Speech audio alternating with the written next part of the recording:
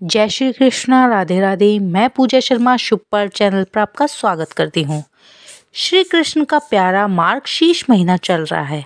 मान्यता है कि इस महीने में किए गए पूजा पाठ से भक्तों पर श्री कृष्ण कृपा बरसती है। इसलिए इस महीने में नियमित रूप से फूल, फल, दीप, धूप, माखन, मिश्री अर्पित करके श्री कृष्ण की पूजा करनी चाहिए।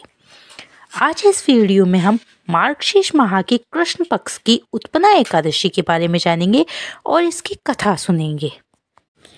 मार्गशीर्ष माह की कृष्ण पक्ष की 11वीं तिथि को भगवान विष्णु के अंदर से एकादशी माता प्रकट यानी उत्पन्न हुई थी। इसलिए इस दिन उत्पन्ना एकादशी का व्रत किया जाता है।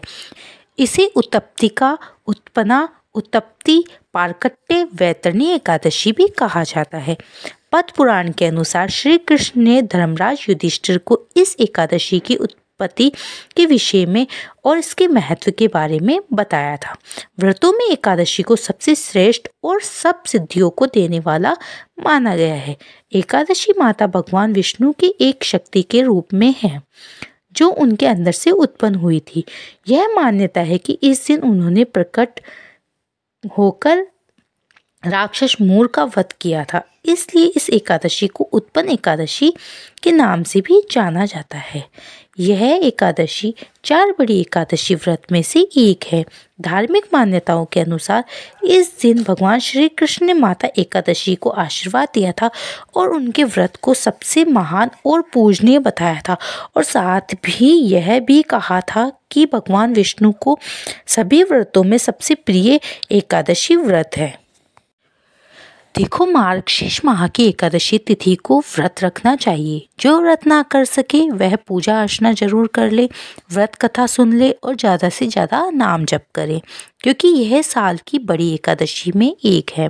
इसलिए सभी को इस एकादशी का व्रत जरूर करना चाहिए और पूजा अर्चना करके कथा जरूर सुननी चाहिए। आइए अब उत्पन्ना एकादशी व्रत की कथा शुरू करते हैं। एक समय धर्मराज युधिष्ठिर के आग्रह पर देवकी पुत्र श्री कृष्ण भगवान ने एकादशी के उत्पन्न होने की कथा का वर्णन किया। उन्होंने बताया कि हे युधिष्ठिर, सतयुग में चंद्रावती नगर में मूर नाम एक क्रूर राक्षस रहता था। उसने समस्त देवताओं को युद्ध में परास्त व अपदस्थ कर दिया था। अपदस्थ व त्रस्त होकर देवता श्री विष्णु भगवान की शरण में गए। देवताओं के हितार्थ विष्णु भगवान ने मूर राक्षस से युद्ध कर उसकी सेना को अपने चक्र व गदा से छिन्न भिन्न कर डाला। उन्होंने अपने भीषण प्रहारों से मूर राक्षस को विदीर्ण कर दिया। घावों की पीड़ा से मूर राक्षस बेहोश हो गया। उसे मरा जानकर विष्णु भगवान विश्राम हेतु बद्रिका आश्रम की सिंहावती गुफा में चले गए। इधर मूर राक्षस चैतन्य होते ही बद्रिका आश्रम सिंहावती गुफा में जा पहुंचा और विष्णु भगवान की निद्रा अवस्था में का लाभ उठाकर उन्हें नींद में ही मार डालना चाहता था। तभी तत्काल विष्णु भगवान के शरीर में से एक तेजोमयी दिव्य स्वरूप भीषण शस्त्रों से सुसज्जित कन्या प्रकट हुई। इस तेजस्विनी कन्या ने मूर राक्षस से भयंकर युद्ध किया।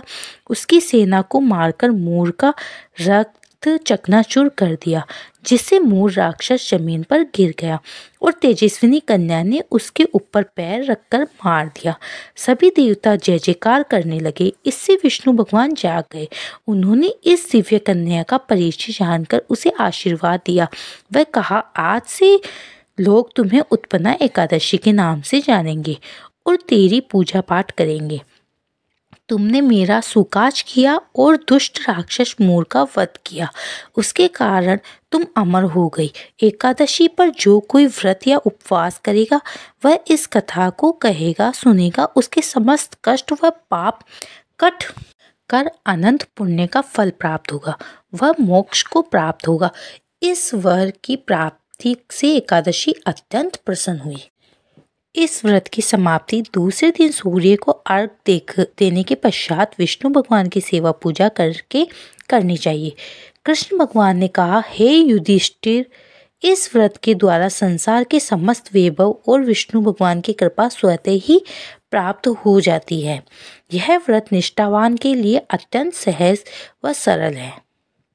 जय श्री कृष्णा।